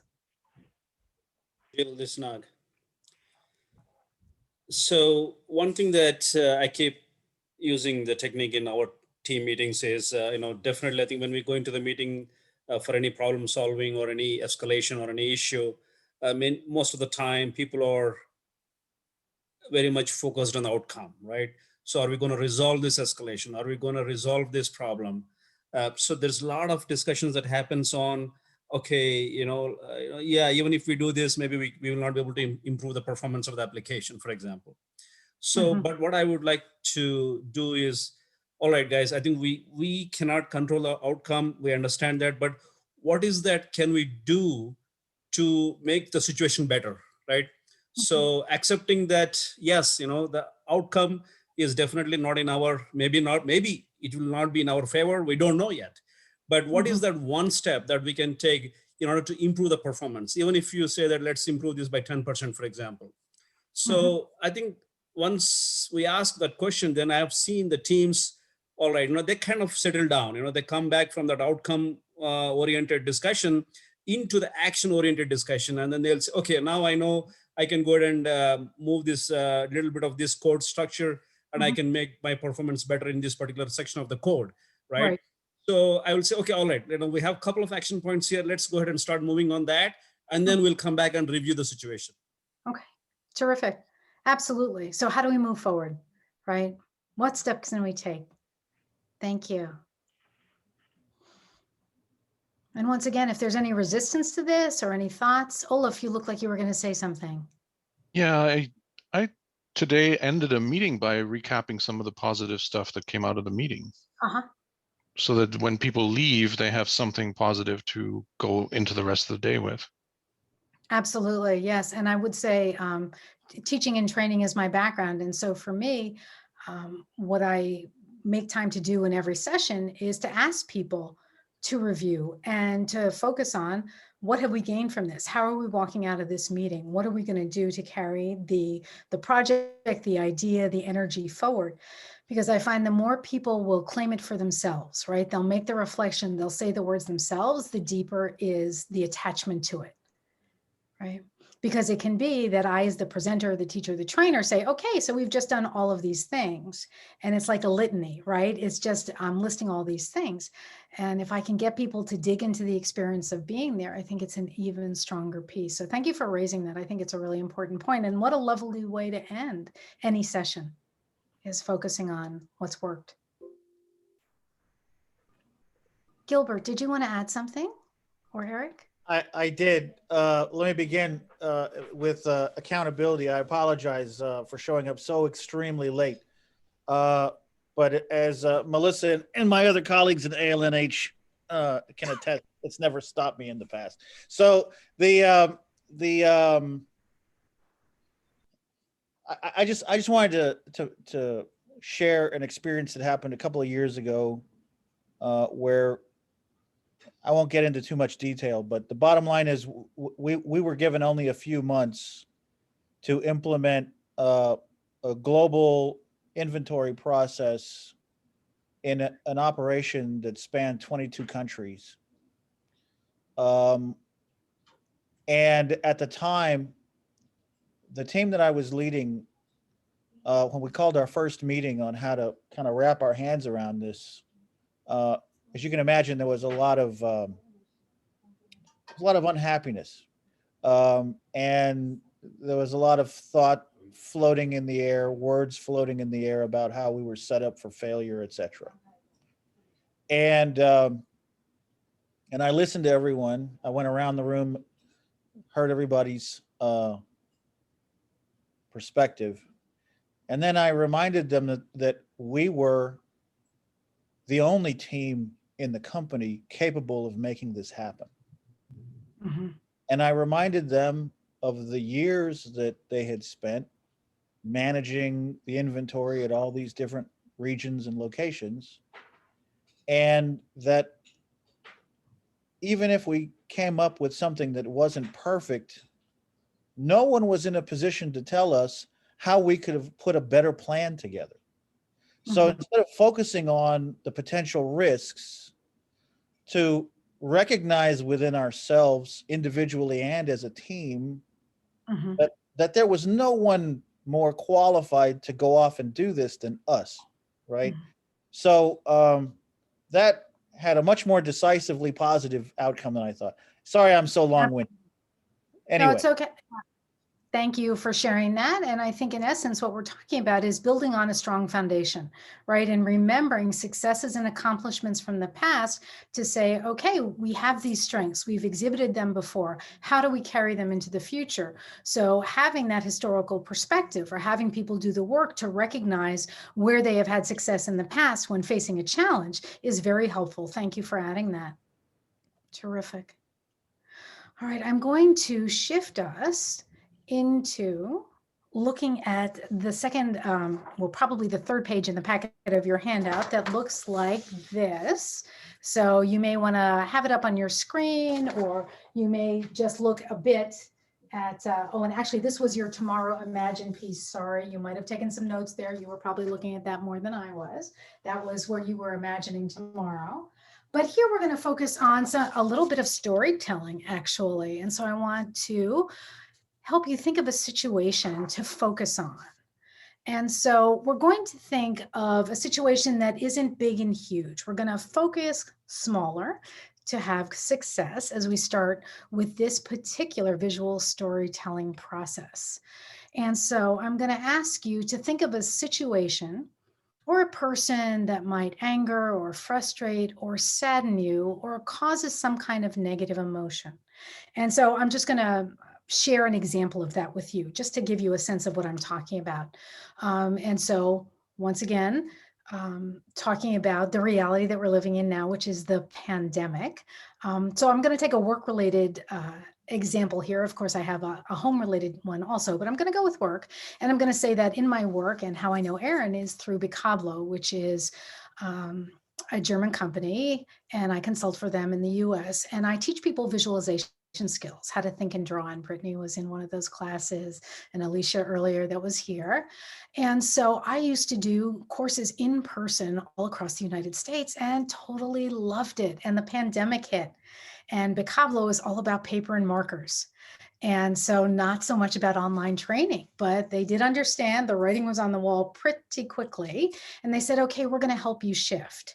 And so in helping to shift to an online environment, it meant that we were going to start working with other global trainers. And so I'm used to having my own show over 20 years, my own business, all of that. And now I need to partner with someone to put on trainings that are online. So take everything that have been live and in person and wonderful, and make it online, live on person and wonderful also, but with someone else. And so I ended up partnering with Jill Langer, my colleague in Calgary, the Jills, as we call ourselves. And unbelievably, we also have the same birthday, a couple decades difference, I will say that, but we have the same birthday. And so we would never have worked together otherwise, because we wouldn't have moved online, right? And Jill and I now are just amazingly good buddies. I mean, we talk about things that are outside of work. We know each other really well. We've had a fabulous experience together. Would we have chosen it right off the bat? No, because there's some economic realities to this. We now have 2 trainers. We still have the same small group size. So we're having what we're bringing in terms of our pay. But the reality is it's been a great experience on so many levels. And so that's where I'm putting my attention, is that I now have a relationship I never would have had. And with all the global trainers also, to make this all come together. So pandemic is huge. Work situation, this particular aspect of it, smaller. So we're going for that smaller piece there. All right. And so what I'm going to ask you to do, as I said, is focus on a person or a situation that angers, frustrates, saddens, or causes you some kind of negative emotion. And think about focusing on the positive side by using the panels, as I would call them, the story panels here. So the first one is about, so what's that situation that you're thinking of? And what can you learn from it as you start to think about it? You know, what are some of the difficult emotions around it? And what good can I find in it? Or what is the silver lining that you can look for in it? And then lastly, how is your life better in some small way or maybe a big way as a result of living through this situation? And so I'm going to ask you to think about a situation. I'm going to give you just a couple minutes here, like 2 minutes or so here, to jot down some notes or do a little bit of drawing. And then once again, you're going to go into pairs to share what you have written or drawn with a partner and to share your story. So I'm going to stop talking for 2 minutes. I'm setting the timer again to give you some time to think and or draw. And I'm also going to drop what I just said in the chat because I think that'll be helpful based on previous conversations. And Jill, I have breakout rooms ready. Once we are good to go. So let's give everybody 2 minutes here. They're already on the clock. That way I can pick up any questions before they go into the groups. But thank you, Erin, for getting that ready.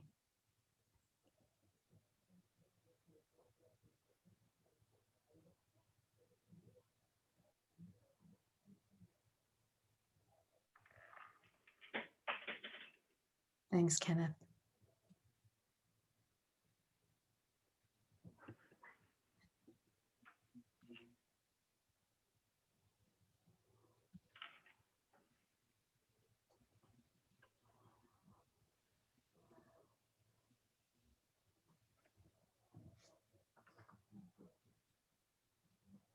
You have about another minute.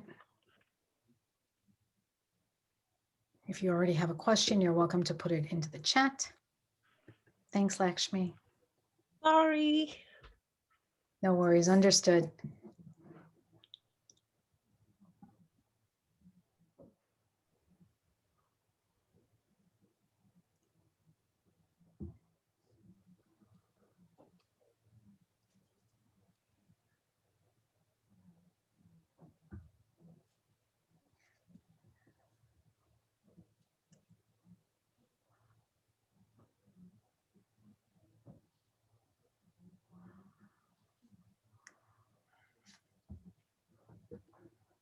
All right, so I do want to check in with you to see if you have any questions or if anyone's feeling stuck, in which case you can always hang with me. But let's not mess up Erin's rooms. That ship sailed. All righty then, let's open the rooms. And so you have a total of 10 minutes, so 5 minutes again per person. Share your story, someone listens, switch roles. We'll let you know when you're halfway through your time. All right, I'm sending people now. Thank you.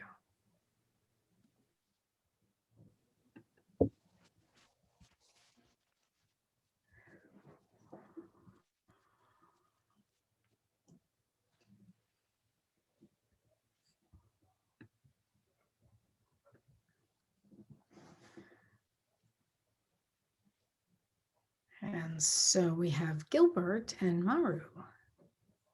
I'm reassigning now based on what I'm seeing happen.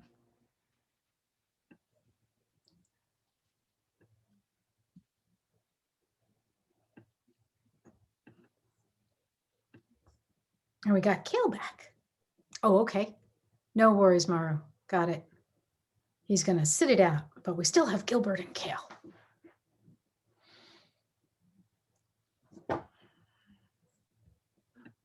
All right, it looks like we're okay on rooms right now.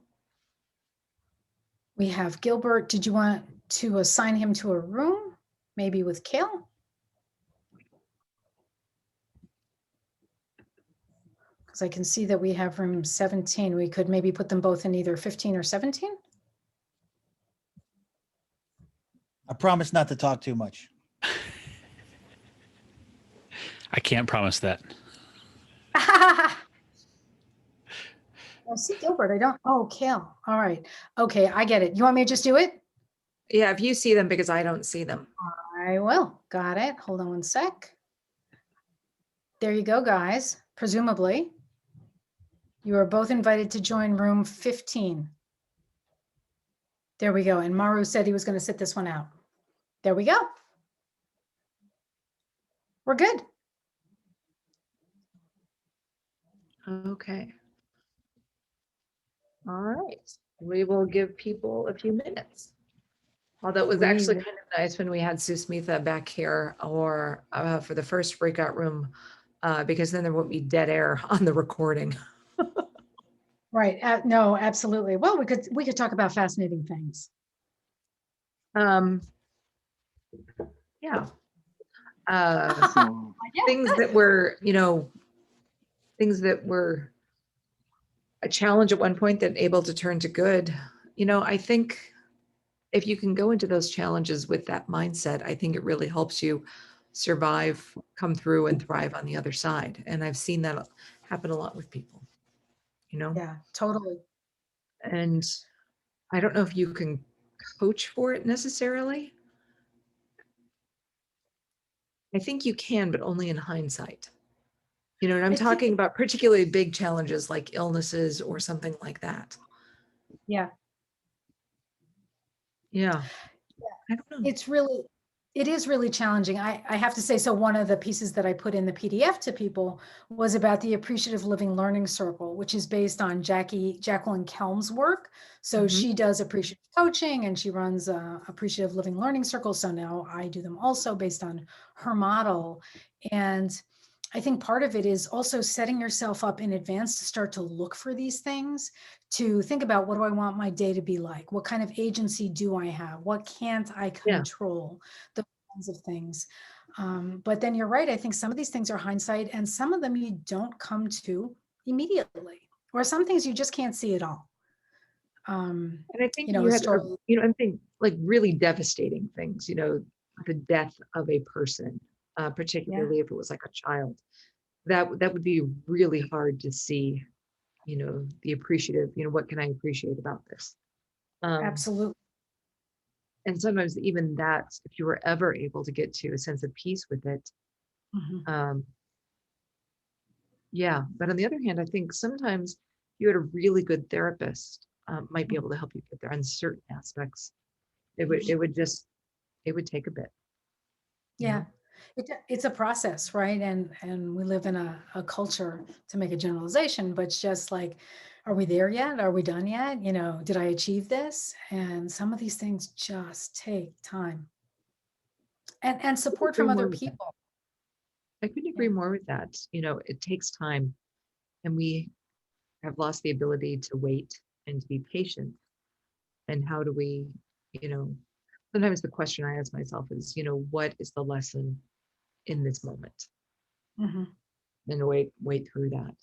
Sometimes it's really just a lot of really hard journal time where it's like, okay, you know, it's on, I use cork blocks for meditation. I just do better that way. Yeah, just really sitting there and thinking through that. Yeah. And sometimes it can really be talking with someone also. We may have time for this, but I know the first time I ran this particular program, I was working with some colleagues in India, and one of the women came back from this actual story experience and sharing it with her partner. And she said, I couldn't find the silver lining. And so I said, well, and I knew her quite well, and she was also putting this whole thing together. And so she knew people that were there. And I said, will you work with me a little bit in front of the group? And she said, yeah. And I said, so tell me a little bit about the story. And she was talking about how she was being treated at work by someone. And she also talked about how she set up some boundaries and some limits, and how she made changes that actually affected the interaction, and she couldn't see it. And the person listening to her actually couldn't see it either, but I could see and hear it, and I could give it back to her. And she was like, oh, yeah, I did that. Right. So sometimes we just can't see these things ourselves, and we need someone else to help us. Yeah. And how do we find the people that can stand, you know, go through that with us and help us? You know, it's like, hey, you may have missed this whole thing over here. What would it be like to take a look at that? Absolutely. That's our halfway through timer. All right, hold on. I'm going to broadcast. Absolutely.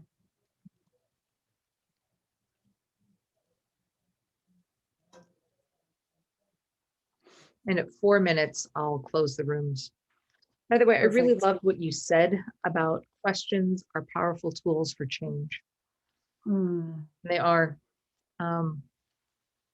They are. Yeah. I've been thinking a lot about questions and metaphors as of late, just some of my own work. You know, but questions, I think I always come back to them at some level or another. Yeah. But I think the work you're doing here, number one, brings up wonderful questions, but how you want to view that question. And I think that's what deepens it so much. Yeah. Yeah. I mean, I just love this work, and I just love the opportunity that it opens up for getting to know people in a different kind of way. Right.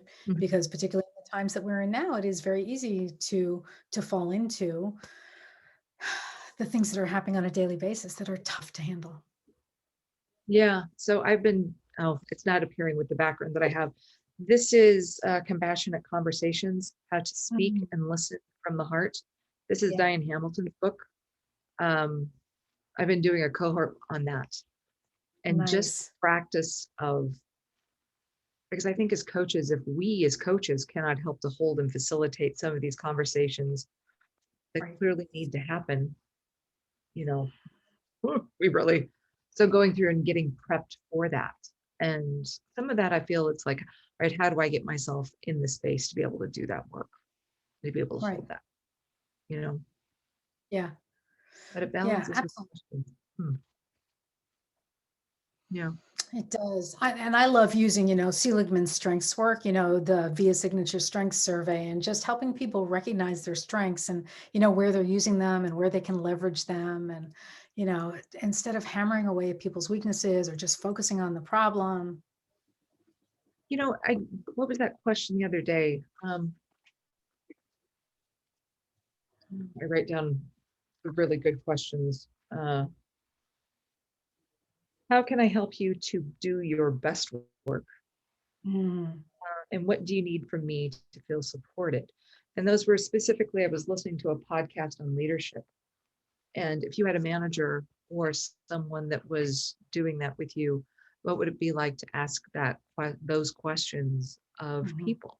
But I wish Seligman's work was incorporated more, because there's nothing wrong with seeing the joy and happiness side of it too. I mean, it's certainly a much more delightful stance to take than, let's always look how to kick people or kneecap someone. Let's look at this from the appreciation side. So I think this session, I'm glad you're doing it. I know you're probably back there doing all kinds more visuals, but I think it's just going to help deepen it, really add depth in ways that they may not have originally envisioned. Yeah. Yeah, I think it's an opportunity. And I really think that, this is a simple visual, but just the whole process of getting people to make the time to reflect more deeply, to sit with it. Yeah. So what if this were part of like an evening routine? I love that, laying in bed at night, think of some good things, and then really, how did you help to make that thing happen? You might dream about it. It's just kind of that future casting forward aspect of it. Very least, it's a pleasant way to dream on. Well, it is. And, there are, unfortunately, at this point, so many things that are out of our control, right? And so we're focusing on what we do have control over. Yeah. Right? We're making a difference in our. Test that one out tonight. Excellent. Very good. I'm laughing. Oops. Oh, I'll broadcast to them I'll close the rooms. I'll close in 60 seconds. Yeah, but with how cold it is right now,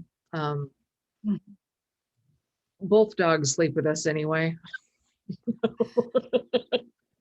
As I'm spooning a fat lab, it's like, I'll be thinking about, what good things happened today and how did I help to create that? Right. And people are going to start coming back. Here they come. Awesome. Great. Super. And so, Erin, do you save the chat? I will be saving the chat from this. I had a couple of people request it, and I'll make quite certain how I'm going to. I can answer them. I'm sorry? If there are questions, you can just toss them my way and I'll be happy to answer them, and then we can send them out.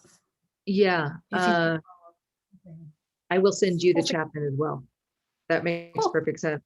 Well, it's one of the odd things about Meetup is I can't attach a file to it. Okay. That was fun. All right, Jill, take it away. Fantastic. Thank you, Erin. And so I want to check in with all of you. And what appreciations did you realize for the difficult situation that you shared with your partner? Hey, Jill, this is Nag. So my partner, I was sharing the difficult situation with him. And, sometimes it's when we are in the middle of the situation, it's very difficult to difficult to see the bigger perspective and how that situation can, how that, whatever the difficulty in the workplace, it's not about ourselves, but it's about the idea or the product that we put in there, right? If someone is giving us some critical feedback, maybe it's not just that they are not after you, but it's after, we need to make the product better, or we need to make the idea better. So that is some kind of realization or a big picture that I got from my partner, Olaf. Terrific. Great. And so I'm just going to put a plug in for constructive as opposed to critical feedback. That's just my bias, right? If I don't know how to do something with it positive with what you're saying, then I'm not really interested in listening to what you have to say. Just saying. So something to think about. Thank you for raising that nod. Who else has some thoughts to share about what you learned as you reflected on your experience, looking for that silver lining? I think that Go ahead, James. At times I can say to myself, there's nothing good about the situation, nothing. It was terrible, but there's always something good. There's always a nugget of learning or an experience that I can take and say, you know what, this has helped me to be different. And I tend not to do that. I tend to think, I just want to, I just don't. So that was a good learning for me.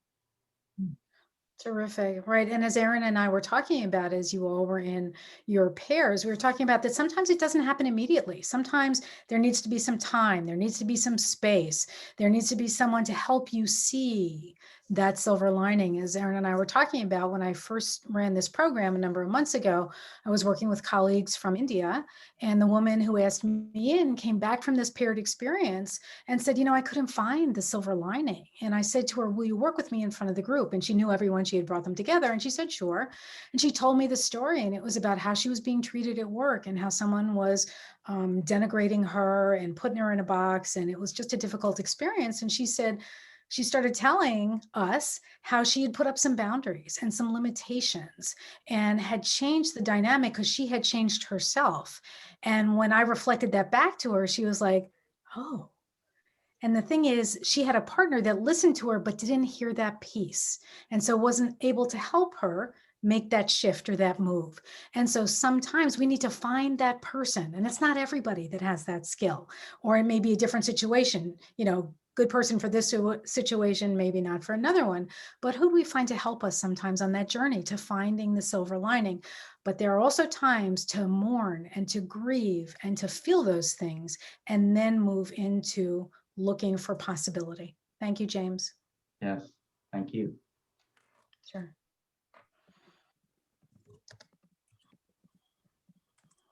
I'm taking a New York breath there to see if anyone else would care to contribute. I'll do a quickie one. It validated what I thought I already knew. And it's just like, yeah, that's right. I've never been one to work from home. I'm a people person. What I do is around people. So being at home in the pandemic is driving me crazy. And I was out of work since March, got a job at the end of September, 100% virtual. Starting a brand new job is hard enough. Starting a brand new job virtually, oh my God. I'm not the virtual type. And it was not working. So I ended up getting co-working temporary desk space. They had it open, you get temperature check at the door, everybody wears masks and everything. I didn't work with any of these people, but we had assigned areas, but I can go to a desk in an office and work. I was like, oh, thank you. I mean, I paid for it in my pocket. It wasn't cheap, but I knew I would at least stay employed a little bit longer if I did that. So just confirmed, no, I'm not a work from home person at all. Okay. All right. And so perhaps there are several silver linings there, right?